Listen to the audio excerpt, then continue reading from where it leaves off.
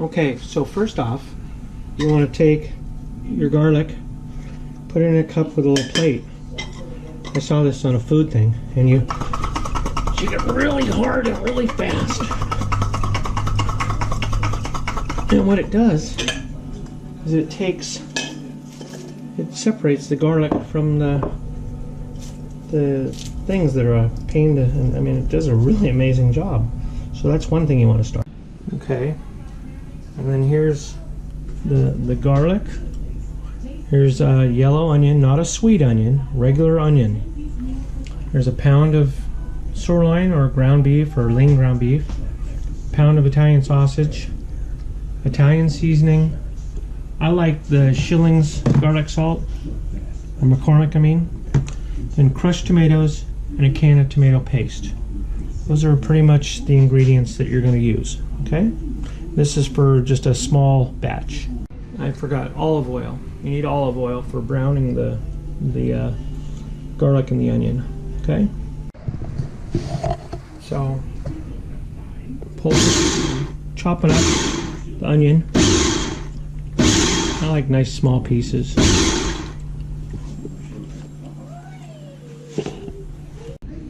Okay, so there's the garlic. And there's the onion, all minced up nice. So we've got everything. We've got the crushed tomatoes, tomato paste, garlic salt, Italian seasoning, olive oil, Italian sausage. I like the mild, not sweet, not hot. This is a pound of ground meat, garlic, and the onion. So we're all ready to start browning. I do the onion first because the onion takes longer to cook than the garlic. The garlic browns up pretty quick. Okay, so I've started the fire and I'm getting the kettle hot so we can start browning the garlic and the onion. Okay, so I poured a little olive oil in the pan and now I've added the onion and you can hear it's kind of sizzling, and I will get this nice and golden brown and then I'll pour it back into the bowl off to the side so I can then do the garlic, because the garlic cooks up pretty quick.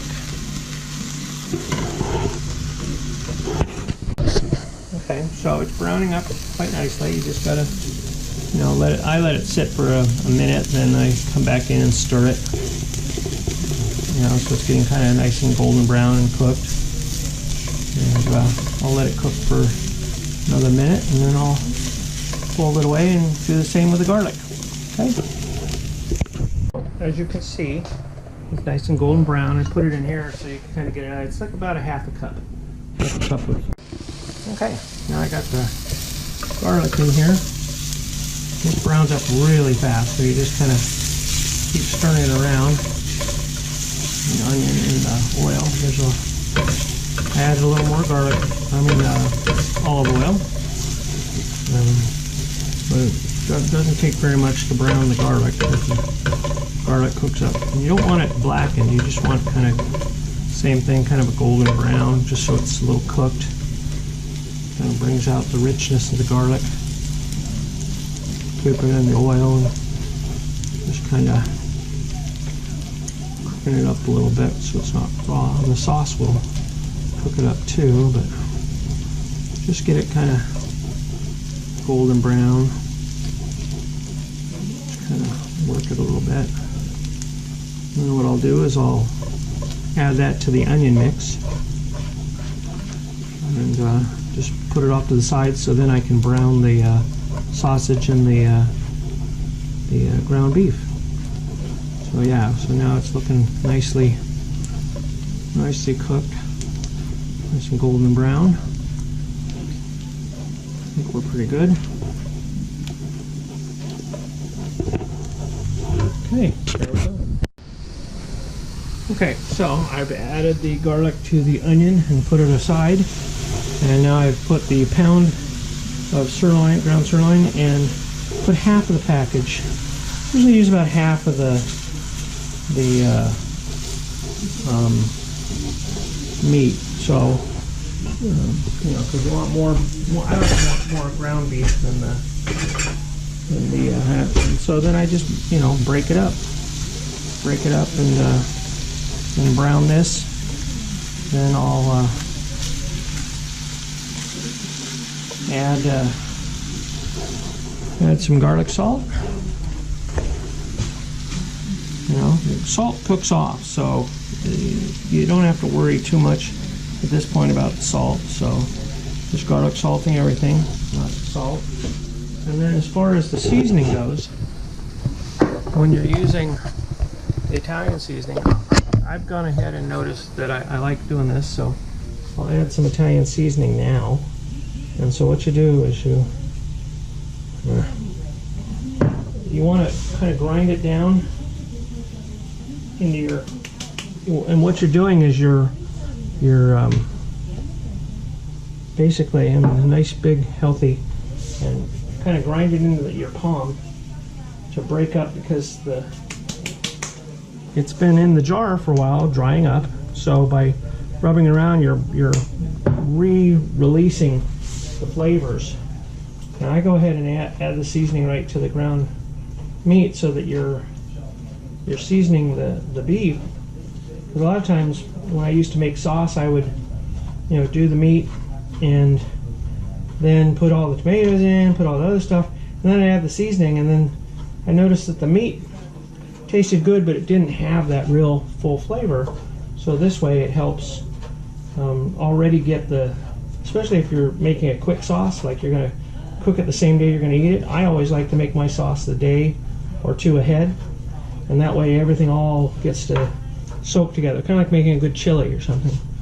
So I'm going to turn the heat back to the temperature, the flame back up and get the temperature up. I turn it down and start browning this, and I break it up into really small. I used to make chunky sauce, but I found the last few times I break it all the way up into just really small bites, and that way everything's got meat in it, so it makes it a much more full-bodied, real meaty sauce without real big chunks, and it's better for the kids too. Okay, so still browning and chopping it up with a spatula, making it, you know, nice small little bite-sized pieces for the little guys.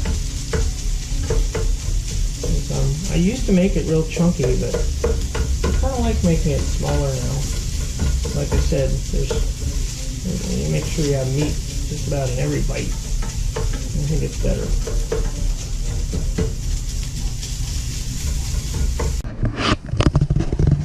Okay, so the other nice thing about using the lean sirloin, you don't get a whole lot of fat. So you don't have to, it pretty much cooks off. If you do have some, strain it and just put it in a cup and let it harden up, and then you can scoop it into a trash bag. Or if we still had the metal coffee cans like my mom used to have, she'd throw it out with the trash. But okay, so that gets you that much. Okay, so now I gotta pour in the crushed tomatoes. So doing that. The other can of crushed tomatoes. Yeah. And now what I like to do, oh, I almost forgot, our Merlot wine. I left that out of the other things you're supposed to have. I like a Merlot. I can't remember what the last Merlot I used, which hopefully the Merlot is a Merlot. So we won't have a problem with the flavor, but hopefully this Merlot will have the same good flavor as the other one. Were you going to tell me to help on? Yeah. Okay. But what I do is I pour the wine in the can of the tomatoes and use that to slosh it around to kind of clean the cans out, so you don't waste the tomatoes. So, and then pour it back and forth, and so that way it kind of cleans the side of the can. No. Chase. And okay, empty that. Chase. Out. Out. Stay. Okay. So now I clean the can, so I'll pour the the wine in there. And so now you got wines to taste, you know. And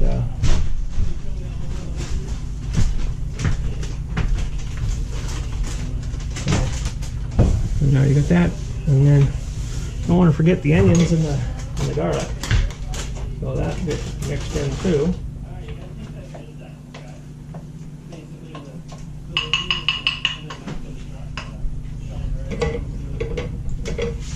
So put that in as well.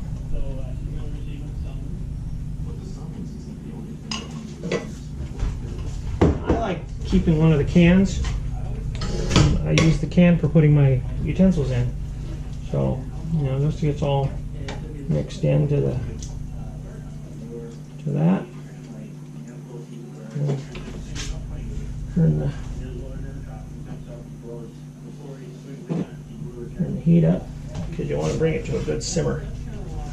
And then let's see. Open the still recording. Yeah. Okay.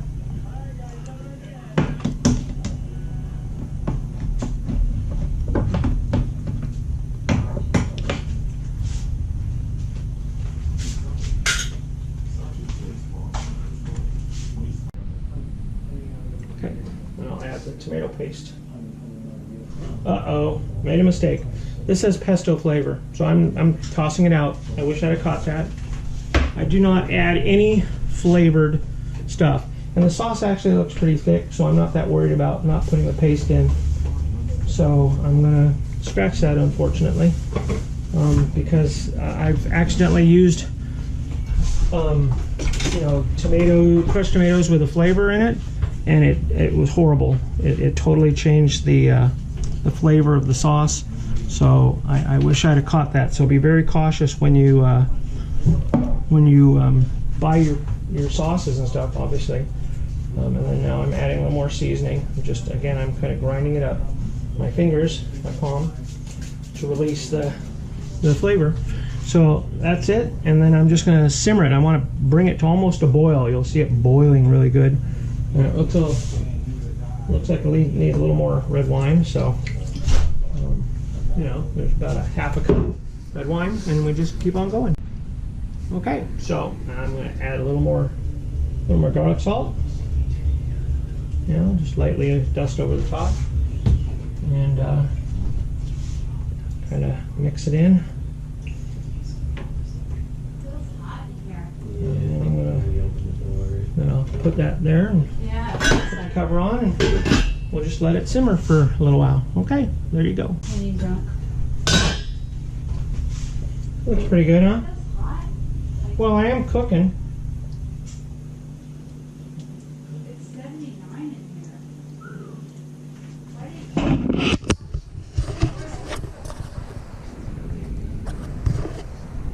Oh. So, I don't know, nice and full body look, lots of meat. Do the thing.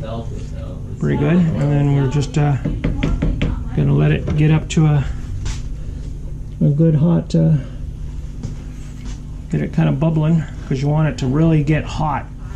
You want to get the sauce to get really good hot and bring up to a good bubble, and then reduce the heat and just let it simmer for about an hour.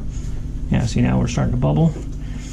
And then let it simmer, and then just turn it off and let it sit for another hour or two, and then let it cool, and you can put it away until you're ready to reheat to cook.